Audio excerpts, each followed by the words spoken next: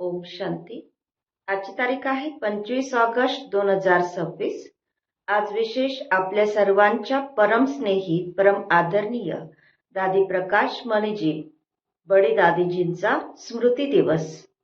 आज विशेष बाबा म्हणतात, मधुर मुलांनो, बाबा आणि वारशाची आठवण करण्यामध्ये तुमची कमाई देखील आहे आणि तंदुरुस्ती देखील आहे. तुम्ही अमर बनता. प्रश्न आहे, हृदयाला शुद्ध बनवण्याची सोपी युक्ती कोणती आहे? उत्तर, कुठेही राहा, ट्रस्टी होऊन राहा. नेहमी असे समजा की आपण शिवबाबांच्या भंडाऱ्यामधून खातो. शिवबाबांच्या भंडाऱ्यातील भोजन खाणाऱ्यांचे हृदय शुद्ध होत जाते. प्रवृत्तीमध्ये राहून जर श्रीमताप्रमाणे डायरेक्शन अनुसार ट्रस्टी बनून राहिलात तर तो देखील शिवबाबांचा भंडारा आहे. मनाने सरेंडर आहात. ओम शांती. जन्म जन्मांतर अर्धा कल्प मुलांनी सत्संग केले आहेत. साधू संत पंडित इत्यादी सर्व मनुष्यांचे सत्संग आहेत. हा मात्र कोणत्याही मनुष्याचा सत्संग नाहीये. याला म्हटले जाते रूहानी सत्संग. सुप्रीम आत्मा आत्म्यांशी रूह रिहान अर्थात सत्संग करतात. इथे तुम्ही कोणत्याही मनुष्याकडून ऐकत नाही, ना देवतांकडून ऐकता. तुम्ही ऐकता भगवंताकडून. भगवंताला नेहमी निराकार म्हटले जाते आणि भगवंत येतातच तेव्हा जेव्हा मुलांना भगवान भगवती बनविण्याकरिता शिकायचे असते. भगवान आणि भगवतीचे पद भगवंताशिवाय इतर कोणीही देऊ शकत नाही. तुम्ही जाणता, आपण पावन होतो, पतित बनलो, मग आता पतितापासून पावन कसे बनतो हे सर्व आपण जाणतो. चित्रे देखील समोर आहेत. बाबा सल्ला देतात की वारंवार सृष्टी चक्राच्या चित्रासमोर जाऊन बसा, म्हणजे मग बुद्धीमध्ये सारे ज्ञान येईल की आपण संगम युगावर आता बसलो आहोत. आणि बाकीचे सर्वजण स्वतःला कलियुगामध्ये समजतात. कलियुगाला घोर अंधार म्हटले जाते. आता तुम्ही आहात संगमावर. बाबा म्हणतात, आता तुम्हा मुलांचे पालन पोषण तर बाबांच्या हातात आहे. बस तुम्ही से खाऊ अर्थात तुमच्याच भंडाऱ्यातून खाणार. तुमचे सर्व पालन पोषण इथेच होते. जे सरेंडर होतात तर त्यांचे पालन पोषण तर होतेच, परंतु जे मनाने देखील समजतात की हे सर्व काही ईश्वराचे म्हणजे बाबांचे आहे, मी ट्रस्टी आहे, मी श्रीमतावरच चालून खर्च इत्यादी करतो, असे जे समजतात तर ते देखील शिवबाबांच्या भंडाऱ्यातून खातात. शिवबाबांच्या भंडाऱ्यातून खाल्ल्याने हृदय शुद्ध होते. असे नाही की ते शिवबाबांच्या भंडाऱ्यातून खात नाहीत. बाबांच्या डायरेक्शनवर चालणारे देखील जणू काही बाबांच्या भंडाऱ्यातूनच खातात. ज्या भंडाऱ्यातून खाल्ले तो भंडारा भरपूर आणि काळकंटक दूर. त्यानंतर तुम्ही कधीही अकाली मृत्यूला प्राप्त होणार नाही. यावेळीच शिवबाबा येतात. त्यांची महिमा देखील गायली गेली आहे आणि शिव जयंती देखील साजरी करतात. परंतु त्यांचा भंडारा कसा असतो हे कोणीही जाणत नाही. बाबा देखील खरोखर येतात ना. जी पण मुले येतात त्यांना शिवबाबांच्या भंडाऱ्यातून भोजन मिळते. अच्छा, पुरुष सरेंडर झाले तर ठीक आहे. जर ते सरेंडर होत नसतील तर मातांनी काय करावे? म्हणजे प्रवृत्ती मार्गमध्ये राहणारे जे आहेत तर बाबा म्हणतात की पुरुष सरेंडर म्हणजे मन बुद्धीने समर्पित झाले तर चांगली गोष्ट आहे. पण जर समजा ते सरेंडर होत नाही तर तेव्हा मातांनी काय करावे? कारण कमाई आहे पतीची आणि तो तर सरेंडर होत नाही. तो जेव्हा कमाई करेल तेव्हा पत्नी खाईल. हा, जोडपे म्हणजे युगल सरेंडर असेल तर मग शिवबाबांच्या भंडाऱ्यातून पालनपोषण होऊ शकते. हे बाबा मुलांना चांगल्या रीतीने समजावून सांगतात. बुद्धीमध्ये ठेवायचे आहे की जोपर्यंत कर्मातीत अवस्था होईल तोपर्यंत आपण बाबांजवळ बसलो आहोत. दिवसेंदिवस आपण आपल्या स्वराज्याच्या जवळ येत जातो. काळ पुढे सरकत आहे आणि तुम्ही अधिकाधिक जवळ येत आहात. अच्छा, मधुर मधुर खूप खूप वर्षानंतर भेटलेल्या मुलांप्रती मातपिता बापदादांची प्रेमपूर्वक स्मृती आणि सुप्रभात. आत्मिक पित्याचा आत्मिक मुलांना नमस्ते. आणि आम्हा आत्मिक मुलांचा आत्मिक मातपिता बापदादांना प्रेमपूर्वक स्मृती आणि सुप्रभात. नमस्ते. धारणेसाठी मुख्य सारांश आहे. पहिला पॉइंट, हे कल्याणकारी संगमयुग आहे. यामध्ये प्रत्येक गोष्टीमध्ये कल्याण आहे. कमाईच कमाई आहे. बाबांची आणि वारशाची आठवण करून 21 जन्मांकरिता जीवन अमर बनवायचे आहे. दुसरा पॉइंट आहे, प्रवृत्तीमध्ये राहून मन बुद्धीने सरेंडर व्हायचे आहे. श्रीमतानुसार खर्च करायचा आहे. पूर्णपणे ट्रस्टी होऊन राहायचे आहे. वरदान, सहयोगाच्या शक्तीद्वारे असहयोगी असणाऱ्यांना सहयोगी बनविणारे पित्या समान परोपकारी भव. विश्लेषण आहे, सहयोगी असणाऱ्यांसोबत सहयोगी बनणे ही काही शौर्याची गोष्ट नाहीये, परंतु जसे बाबा अपकारींवर उपकार करतात तशी तुम्ही मुले देखील पित्या समान बना. कोणी कितीही असहयोगी बनला तरी तुम्ही तुमच्या सहयोगाच्या शक्तीद्वारे असहयोगी असणाऱ्याला सहयोगी बनवा. असा विचार करू नका की या कारणामुळे हा पुढे जात नाही. कमजोर असणाऱ्याला कमजोर समजून सोडून देऊ नका, परंतु त्याला बळ देऊन बलवान बनवा. या गोष्टीवर अटेन्शन द्या, म्हणजे मग सेवेच्या प्लॅन रूपी दागिन्यांवर हिरे चमकू लागतील, अर्थात सहज प्रत्यक्षता होईल. आजचा सुविचार आहे, क्रोधाचे कारण आहे स्वार्थ किंवा ईर्ष्या. हेच चिडचिडेपणाचे मूळ आहे. अगोदर यालाच नष्ट करा.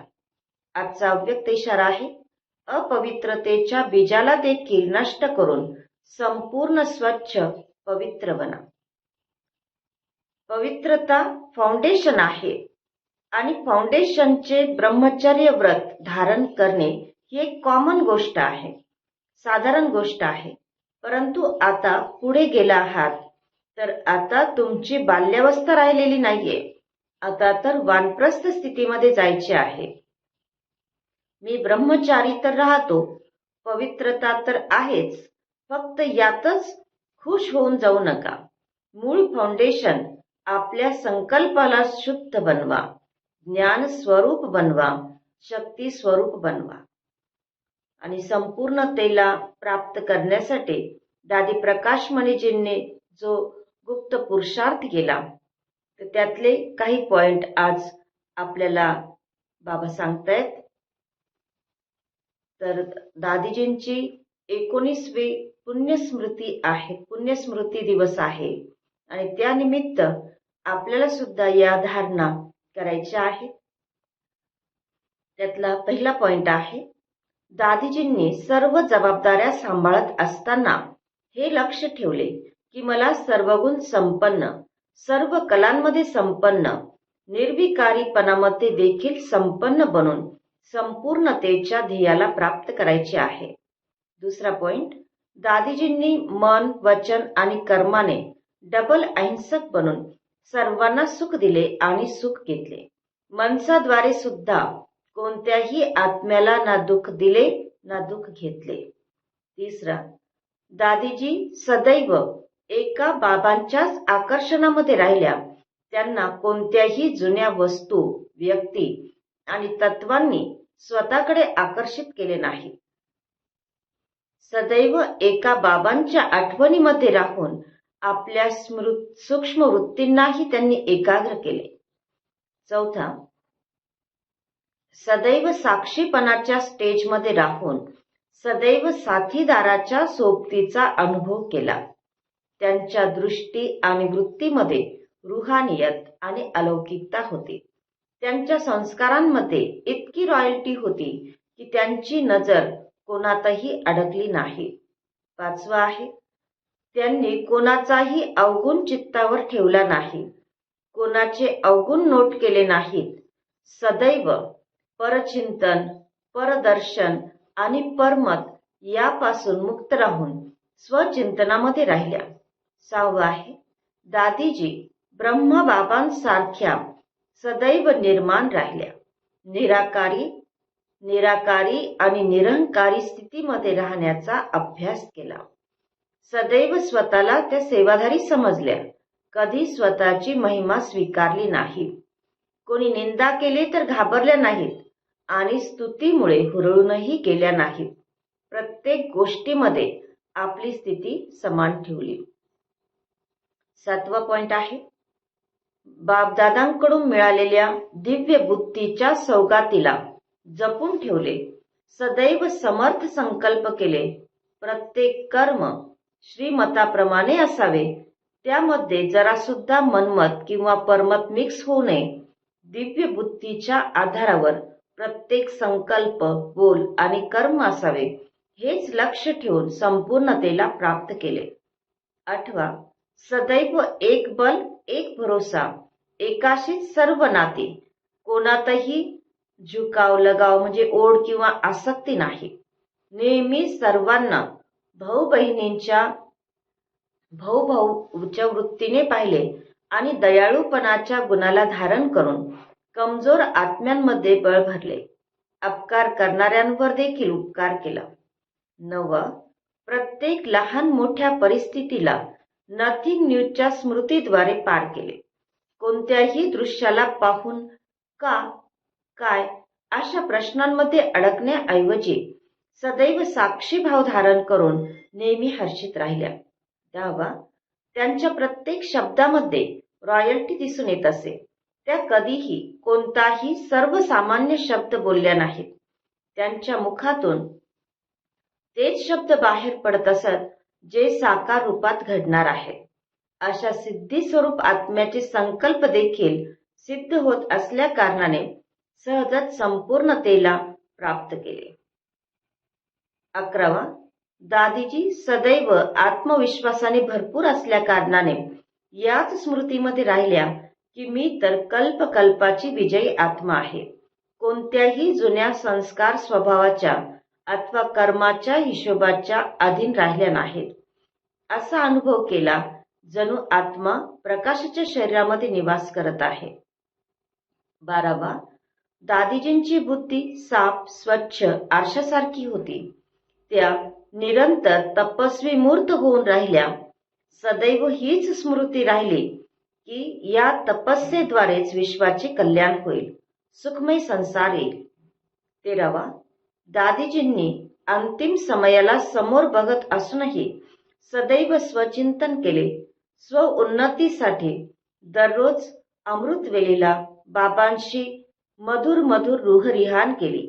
बाबांच्या महावाक्यांचा सखोलपणे अभ्यास केला. बाबांसोबत बाबांच्या मुरलीवर जीवापाड प्रेम केले. 14वा, दादीजींनी आपली संपूर्ण स्थिती बनविण्यासाठी देहभानापासून परे राहण्याचा अभ्यास केला. त्यांच्या बुद्धीमध्ये सदैव हेच राहिले की मी विश्व कल्याणाच्या निमित्त आहे. मला स्वतःची स्थिती उच्च, एकाग्र, एकरस अथवा संकल्पांपासून परे निरसंकल्प बनवायची आहे. तेव्हाच मी या जुन्या दुनियेमधून भरारी घेऊन बाबांकडे वतनमध्ये जाऊन बसू शकेल.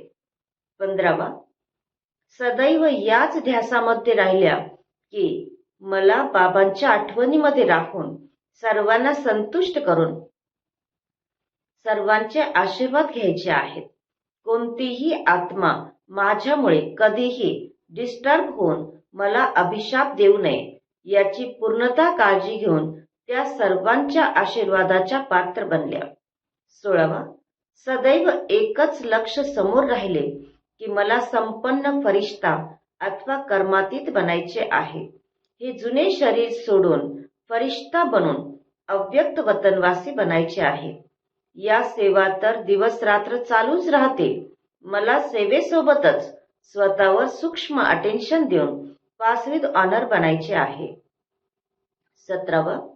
दादीजी सदैव सर्व विघ्नांपासून दूर निर्विघ्न अवस्थेमध्ये राहिल्या. एकांतामध्ये बसून स्वतःची सूक्ष्म चेकिंग करून आपल्या कमी कमजोरींना आत्मारूपी